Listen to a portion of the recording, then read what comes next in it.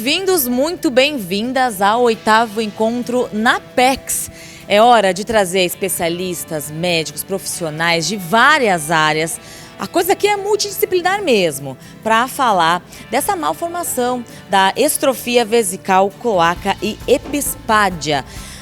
No encontro, claro, né, as famílias que vocês podem ver aqui que já estão chegando vão poder tirar as dúvidas, trocar conhecimentos, porque conhecimento sim é poder, informação é poder, especialmente para quem lida, né, para quem tem essa malformação na família. A gente quer mostrar aqui que sim, dá para ter uma vida normal, o número de cirurgias é cada vez menor para poder resolver a situação e, claro, com acompanhamento, apoio, empatia. Essas crianças que estão aqui hoje levam uma vida mais que normal e sempre tem muita história para contar. Mas é claro que o caminho não é fácil de início, é tortuoso e por isso o NAPEX está aqui para reunir todo mundo e trazer esse aconchego, esse colo, trazer essas informações para cada vez mais também a sociedade conhecer mais sobre essa malformação.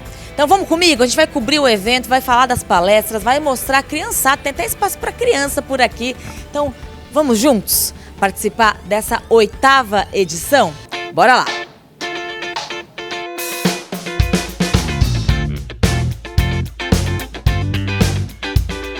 Quero dar as boas-vindas ao 8º encontro NAPEX. A gente sabe que são desafios que o NAPEX tenta sempre solucionar com brilhantismo, com muito trabalho, muita gente envolvida também e muito amor e dedicação. 8º encontro do NAPEX em São Paulo. Já há 8 anos que acontece tudo isso e tudo isso muito graças à presidente do NAPEX, a Sueli Castro, que tem um trabalho reconhecidíssimo entre os pacientes, entre as famílias, que já se desdobrou em mil para trazer pacientes para São Paulo, para salvar a vida de muita gente. E quero te dizer, viu, Sueli, é um prazer conversar contigo, ver a tua garra, a tua vontade. E bom, vamos primeiro falar sobre a importância de um evento como esse, né? Como você vê a importância de um evento que reúne aí famílias, grandes nomes, médicos renomados? Então, eu acho muito importante porque o estrófico está espalhado pelo Brasil inteiro e essa oportunidade de eles estarem juntos, de um olhar e falar, olha, você é igual a mim, você tem 10 anos mais velho do que eu, você pode me contar um pouquinho como foi para você as cirurgias, como é que foi a sua juventude, como é que você está hoje. Eu acho muito importante que tenha esse contato um com o outro. O NAPEX que ele está fazendo aí uma boa ação. Eu acho que a gente está no caminho certo, né? E a gente tem sim a vontade que isso cresça, que não fique só nesse espaço, que ele vá para o Brasil, para que a gente possa aumentar e divulgar, né? O NAPEX é uma união de gente boa, aguerrida, gente que trabalha de forma voluntária e muita gente que veio de longe aqui para esse 8º encontro. O Ademivaldo Soares veio lá da Bahia, é vice-presidente do NAPEX e vai falar um pouquinho com a gente também da experiência, que tá demais esse congresso, tá super bacana. Primeiro, parabéns, obrigada. E vamos lá, como é que o NAPEX surgiu na sua vida, Ademivaldo? O NAPEX surgiu, na verdade, já há uns 6 anos, quando meu filhinho pequeno nasceu, e em busca de tratamento a gente acabou encontrando o NAPEX na internet. Porque a estrofia vesical é uma malformação muito rara e a gente não tinha muito conhecimento, né? Não existiam muitos dados na internet sobre a estrofia. Mas um determinado dia eu encontrei um vídeo de um encontro como este, e fiquei muito feliz, já era tarde e no outro dia a gente já contactou as pessoas e assim nós acabamos fazendo parte também dessa família, colaborando, andando junto, contribuindo e também recebendo as contribuições de todos, porque todos são colaborativos aqui e foi assim. Como que você contribui para levar essa palavra para pais que têm filhos com essa malformação? A gente não tem ainda dados específicos de quantos são e quem são esses pacientes lá no estado da Bahia, né? Em verdade, no Brasil a gente não conhece todos os estróficos, por isso que a gente até convoca as pessoas para chegarem, fazerem suas inscrições no nosso site, para a gente ter uma como quantificar essas pessoas e até buscar soluções para elas, né? Melhor qualidade de vida. Um dos grandes trunfos de congressos, de encontros como o do NAPEX, que está acontecendo em São Paulo, aliás, a 8ª edição já, é trazer nomes importantes, renomados, especialistas realmente na área, que vão falar para outros especialistas, mas especialmente para as famílias que estão aqui, procurando, né, palavras de incentivo, para ficarem mais tranquilas também. O Dr. Rafael Daio é um desses grandes especialistas, trabalha já há anos na área e vai dar uma palestra para profissionais, especialmente também para as famílias. Bom, doutor, qual é o teu tema hoje aqui, sobre o que o senhor vai falar especialmente? Na realidade eu vim falar para as famílias, né? Vim falar sobre inovações que a gente tem em termos de cirurgia, de tecnologia, falar sobre novas técnicas e o que a gente tem que pensar e querer em relação a elas. Mas o principal são as famílias entenderem que a distrofia é uma doença que é para ser seguida para o resto da vida e que a gente tem momentos em que tem que fazer cirurgia, tem momentos que tem que aguardar, tem momentos em que a gente tem que ser mais agressivo ou menos agressivo. De que forma os procedimentos evoluíram nesse tempo? Existem novas técnicas, existem materiais novos, principalmente fios cirúrgicos, existem a magnificação com lupas, existem outras maneiras, curativos a vácuo, em que a gente pode utilizar para melhorar o resultado, né? Hoje em dia a gente tem um arsenal maior de coisas que a gente pode utilizar para ter um resultado melhor. A doutora Andréa Watanabe é nefrologista pediátrica e já entra logo no início aí para tentar dar uma qualidade de vida muito maior para esses pacientes no futuro, já pensando, né, desde pequenininho, desde os primeiros dias de vida. Bom, doutora, muito bacana a sua presença aqui, vindo tirar dúvidas de todo mundo. Há quantos anos já que você lida só basicamente com a estrofia? Então, desde residente a gente já conhece esses bebês, as crianças, adolescentes e inclusive hoje adultos, né? Então, desde a residência, isso já se fazem mais de 20 anos, né? Vendo esses pacientes. A coisa mais interessante é que, graças a Deus, a maior parte deles não nasce com problemas de rins, né? Então, muitas das nossas abordagens são para prevenir a progressão da doença renal crônica, né? Então, relacionada à questão de infecção urinária, relacionada a alterações metabólicas eletrolíticas e também, juntamente com a urologia, essas questões de drenagem vesical, tudo isso após as reconstruções também. Qual que é o trabalho, nesse caso, de vocês, especialistas, junto com a família? Normalmente, nesse momento, quem entra em primeiro lugar, né, são os neonatologistas, os pediatras e a própria urologia pediátrica, né, infantil, associada a isso. Porque nesses casos, nesse início, em geral, como eu já falei, as crianças não têm os problemas renais propriamente ditos, né? Então é bem importante essa abordagem multidisciplinar e, à medida do possível e do necessário, a nefrologia pediátrica também, juntamente com todos os outros especialistas e pessoas da equipe multi, irem acompanhando essas crianças. Uma das presenças mais esperadas por pais, por especialistas aqui no 8º encontro NAPEX é o Dr. Amilcar Giron, do Hospital das Clínicas. Há 40 anos já estuda o tema. Veio aqui dar um pouquinho do seu conhecimento, mas também ser tietado pelas famílias, né, doutora? As famílias te adoram, o senhor representa aí para elas uma mudança de vida, de paradigma. Eu ouvi muito falar do senhor antes mesmo do senhor chegar aqui, viu? Obrigado. Veja, nós trabalhamos há muito tempo com essa patologia, certo? Em parte, sei lá, uma época, o começo eu me lembro que ninguém queria, era uma coisa assim, uma situação difícil, ainda mais naquela época, né? Nós tínhamos muito pouco meio. E aí passamos por 3 fases, assim, de etapas, fomos mudando o tipo de tratamento cirúrgico. E hoje, o que nós fazemos hoje é corrigir toda essa anomalia num tempo só, uma única cirurgia, e deixando assim alguns detalhes para depois. Então, foi uma própria evolução. E há mais de 20 anos, nós criamos esse grupo, esse NAPEX, que é o Núcleo de Apoio ao Paciente Estrófico. Quer dizer, é um grupo social, né, que a gente procura, numa reunião dessa, integrar todos os pacientes de toda idade, pais, filhos, porque é aquela história de malformação. Falando, será que é só meu filho que tem isso? Não é verdade?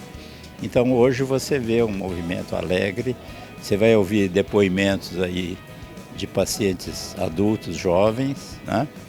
Que eles não veem, eu falei, não tem diferença. Qual é a diferença? A Isabela tem 13 anos, está aqui para mostrar aí, para tranquilizar muitos pais, né, que estão aí nessa saga de tratamentos. A Isabela nasceu, né, com a bexiguinha para fora, né, Isabela? Deu um susto na mãe, mas foi só ali porque depois ela encontrou um médico maravilhoso e que fez pouquíssimas cirurgias, pouco invasivas. E eu tô falando demais, vou deixar a nossa linda Isabela falar, que tem 13 anos. Isabela, conta pra gente da tua história, né? Como é que foi? Quantas cirurgias você fez? Logo pequenininha, né? Quantos tempo de vida você tinha na primeira? 30 dias. 30 dias? Um bebezinho? Sim. E aí, desde então, foram quantos procedimentos? 3. Um com o fechamento do abdômen, né? Que foi com 30 dias. E aí eu tive que refazer, né? Porque abriu um pouquinho, porque como eu era bebezinha, né? E a última que foi com 8 anos, que aí eu fiz a Mitrofanoff e tudo. E hoje, como é que é a sua vida? Tranquila? Não tem diferença nenhuma de outras adolescentes da tua idade? Não, é vida normal, eu faço balé, natação e adoro essas coisas, brincar. Felipe é de Brumado, na Bahia. Tá ainda no meio do tratamento, né, Felipe? Você tem 15 anos. Queria que você contasse um pouquinho da tua trajetória até aqui, que segundo ele não foi muito fácil, mas estamos aí vivendo, né, Felipe? Desde a minha trajetória até agora, fiz 11 cirurgias, passei por muita coisa, não tenho noção, sabe? Mas cada batalha eu consigo alguma coisa, então cada vitória me dá vontade de lutar mais, porque hoje eu tô aqui, né, e eu posso ir mais longe, então não vou desistir. Eu posso conseguir ainda mais vitórias daqui em diante. Com certeza, e eu vi que você tá dele atrás da criançada aqui, você conversa com as crianças, dá dicas para as crianças, porque você foi já um pequenininho aí nessa luta, né? Não, eu dou sim, aliás, tem várias crianças que gostam muito de mim. O doutor Amilca me encomendou uma mãe, que o filho não tá querendo fazer cirurgia, eu tô falando um pouquinho com ela, eu tô dando dicas para entender o comportamento, o medo dele. E tô indo aí, vivendo. A Gisele é mãe do Enzo, que tem 16 anos e descobriu de surpresa que ele tinha a malformação. Então, Gi, conta pra gente como é que foi isso pra você, que você na ultrassom não apareceu e de repente nasceu o Enzo e opa, alguma coisa não tá normal aqui. Sim, foi uma gestação normal de 9 meses. Na hora do parto, quando, né, o meu obstetra foi fazer uma cesariana, porque ele gerou sentado, então ele não tinha condições de parto normal, que eu falo que graças a Deus, né? Então eu falo que Deus prepara. Hoje eu entendo, na hora a gente não entende, porque eu queria um parto normal. E quando, né, o médico falou, olha, cesariana não tem jeito, eu falei, tudo bem. E foi na hora do parto, que na hora da cesariana que foi tirar, que viu que ele tinha estrofia e o pubis aberto. Então foi um susto muito grande, não esperávamos, né? Na família não temos caso, né? Nós fomos pesquisar, não temos casos. E foi uma correria no hospital também, porque ele nasceu em Piracicaba. E foi aquela correria, né? Porque foi o primeiro também em Piracicaba, menino estrófico, né? É uma criança, assim, levada. É um adolescente, né? Levado. Como todo adolescente, toca violino também, vai se apresentar aqui pra gente. Vai se apresentar hoje também. É uma das paixões dele.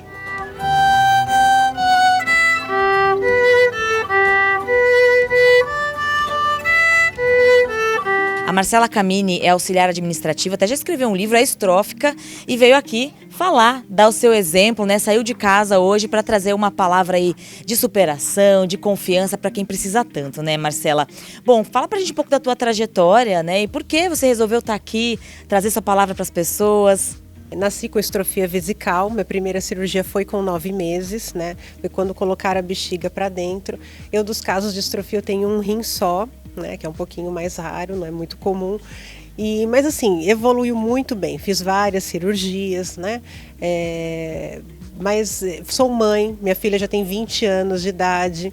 Aí, comentando um pouquinho do livro, na época, isso eu sentia 20 anos atrás, eu sentia que às vezes as mães tinham um pouquinho de dificuldade de explicar para as crianças o que elas tinham, né? Então eu fiz um livro, né, onde que era um personagem, que no caso eu criei o Marcelo, né, porque a incidência de distrofia em meninos é maior. Né? E esse Marcelo vai contando o que é a distrofia vesical, ou como é o processo de entrar numa cirurgia. Fiz uma coisa bem curtinha, bem um livrezinho para uma criança entender o que é a distrofia, né? E claro, quando a gente fala de uma equipe multidisciplinar, psicólogos são sempre mais que necessários, não só para o paciente, para a família, para os amigos também. A Tatiane Andrade é especialista nisso e veio hoje para conversar um pouquinho e falar de tudo isso. Bom, Tatiane, obrigada, viu, por estar aqui conversando com a gente, para nossas redes sociais. Queria que você falasse um pouco sobre a importância do tratamento psicológico, especialmente para as famílias. Aquele primeiro susto, digamos assim, que as famílias têm ao saber, né, que o bebê nasceu com essa malformação e tudo mais. Então, o psicólogo no tratamento de distrofia vesical, ele pode começar até antes do nascimento dessa criança.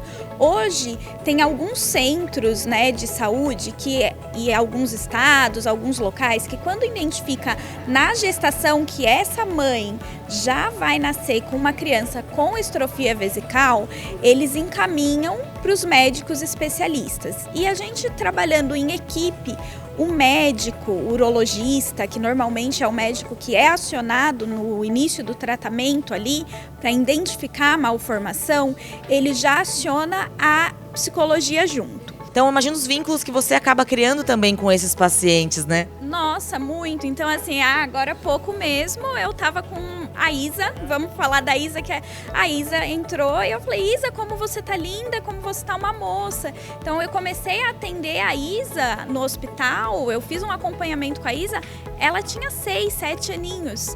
Então, a gente veio trabalhando questões cirúrgicas, né? Eu acompanhei todo o processo da cirurgia dela. Eu acompanhei ali o momento que ela desfraudou, porque ela fez o procedimento cirúrgico do Mitrofanoff, conseguiu essa independência. E hoje eu acompanho assim, né, porque tá tudo bem com ela. Se ela tá lidando bem com a adolescência, se tá tudo bem, a gente não precisa estar junto o tempo inteiro. Mas se aparecer alguma dificuldade, eu sei que ela vai poder recorrer e que eu vou estar ali. Então eu digo que o vínculo da psicologia, ele ser, né, tanto com o médico da distrofia quanto o psicólogo na distrofia, a gente cria um vínculo com o paciente eterno. É importante, especialmente quando a gente fala de deficiências, né, de se falar da equipe jurídica, de orientações jurídicas. A doutora Priscila veio do Rio de Janeiro para dar uma palavrinha com pacientes e também com familiares. Bom, doutora, o que você veio trazer hoje para essas pessoas, especialmente sobre direitos? Muitas pessoas com deficiência desconhecem os direitos que possuem e como usufruir. Eu vim auxiliar nesse sentido, trazer essa orientação jurídica e mostrar os direitos que elas têm e como usufruir desses direitos. E realmente, num país em que a gente tem essa dificuldade do acesso à saúde, do acesso a tratamentos, de acesso, por exemplo, a materiais, né? Isso é mais do que importante, né? Sim, isso é muito importante, porque muitas pessoas com deficiência deixam de usufruir dos direitos que possuem por não saber como, por não conhecer os caminhos, por não saber o que a nossa burocracia predispõe que eles façam. E com esse conhecimento, elas têm acesso ao direito. A burocracia existe, nosso país é um sistema que é muito burocrático e moroso, porém, esses direitos não podem ser deixados de lado, porque se deixarmos de lado, as pessoas com deficiência vão ser excluídas da sociedade. E quando trabalhamos com inclusão, nós temos que lutar sim por esses direitos para que as pessoas com deficiência sejam cada vez mais incluídas. Obrigada, doutora. Parabéns pelo trabalho. Muito obrigada.